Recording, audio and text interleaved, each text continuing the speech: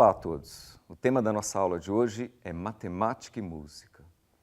Essas duas disciplinas, aparentemente tão distintas entre si, elas possuem uma profunda relação que vem desde a antiguidade. Nós vamos conversar um pouco sobre as origens dessa relação na Grécia Antiga. Não há necessidade de ter conhecimento musical teórico, apenas uma intuição. E a matemática a gente vai colocar aos poucos. Então vamos ver aqui onde surgiu essa primeira relação. Foi num currículo chamado Quadrivium. Aqui podemos ver os dois currículos principais que vieram desde a Antiguidade até o final da Idade Média. O Trivium, composto pelas linguagens, gramática, lógica e retórica, e o Quadrivium, composto de 4 disciplinas: aritmética, música, geometria, astronomia. O mais interessante é que entre essas disciplinas havia uma articulação interna. Elas não eram disciplinas separadas. Por exemplo, a aritmética falava do estudo dos números em repouso, dos números, das suas propriedades, números primos, números triangulares. Já a música era considerado o estudo dos números em movimento. O ritmo é o número em movimento, a harmonia de um instrumento. Da mesma forma, geometria e astronomia possuíam essa relação. A geometria, estudo das formas em repouso, e a astronomia, o estudo das formas em movimento.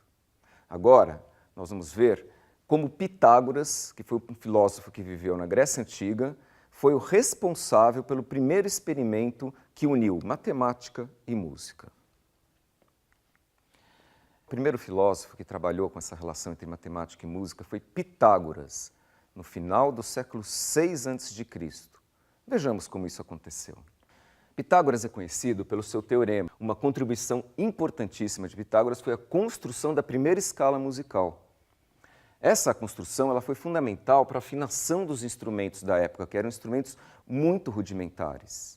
Aqui a gente tem uma imagem da Idade Média que retrata Pitágoras e seu discípulo Filolau trabalhando com diversos instrumentos e estudando as relações numéricas entre o peso ou o tamanho dos instrumentos e o som produzido por eles. Existe uma lenda que retrata como Pitágoras estabeleceu essa primeira relação entre números e sons. A lenda trata de uma oficina de ferreiros. Pitágoras passou perto de uma oficina de ferreiros e ouviu o som produzido por martelos. A curiosidade de Pitágoras é que ele notou que alguns sons eram muito agradáveis ao ouvido, outros sons eram muito dissonantes, e ele resolveu investigar, pegar os martelos e verificar qual era a propriedade que fazia com que 2 martelos soassem bem e outros 2 não soassem bem. Para isso, eu vou usar um instrumento semelhante chamado, que é esse metalofone. O metalofone é um instrumento de metal, obviamente não se trata da mesma coisa, dos martelos, né? Mas ele vai simular o som, sons dissonantes e sons consonantes. Então, o que Pitágoras provavelmente ouviu, quando ele ouviu sons agradáveis, foi sons desse tipo aqui.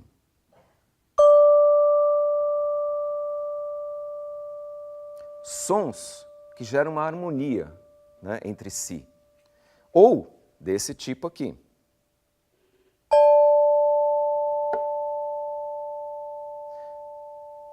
Por outro lado, em alguns momentos, os martelos soavam de uma maneira muito estranha, como, por exemplo, esses 2 aqui. É fácil para o nosso ouvido distinguir que esse som é um som ruidoso. Pitágoras ficou curioso e resolveu pesar exatamente essas barrinhas e descobriu que existia uma relação entre os pesos da ordem de 1:2. Bom, Pitágoras era um cientista e ele resolveu investigar a mais essa relação. Para isso, ele usou um instrumento chamado o monocórdio de Pitágoras. O monocórdio de Pitágoras é um instrumento, como o próprio nome diz, é um instrumento de uma corda só, presa sobre uma caixa acústica, 2 cavaletes fixos e um cavalete móvel. Com isso, era possível que Pitágoras ouvisse o som de uma corda com diferentes comprimentos, deslocando o cavalete para frente e para trás, e marcando os pontos onde o som era agradável e era desagradável. Essa é a construção da escala. Esse experimento é tão famoso que é considerado o primeiro experimento científico da história da ciência. Pitágoras investigou a relação entre os comprimentos das cordas e os sons consonantes. Uma conclusão, né? Ou seja, Pitágoras trabalhou com escala musical baseada em números racionais e chegou numa escala musical consistente. É muito interessante porque nessa escala só entram os números 1 e 2, 3 e 4, ou seja, os 4 primeiros números naturais, que para os pitagóricos eram um número sagrado, tanto que existe um símbolo da cultura grega, da aritmética grega, chamado tetráctis.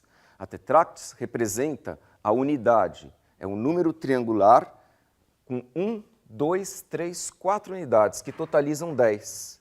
Essas 10 unidades eram consideradas como números sagrados para os pitagóricos. Ou seja, Pitágoras está dentro do seu tempo, de relações místicas com os números. Os números não eram apenas números, eram simbologias de um mundo. Governavam esse mundo. Por isso a escala pitagórica tem essa dimensão simbólica que perdurou e influenciou a nossa música por muito tempo.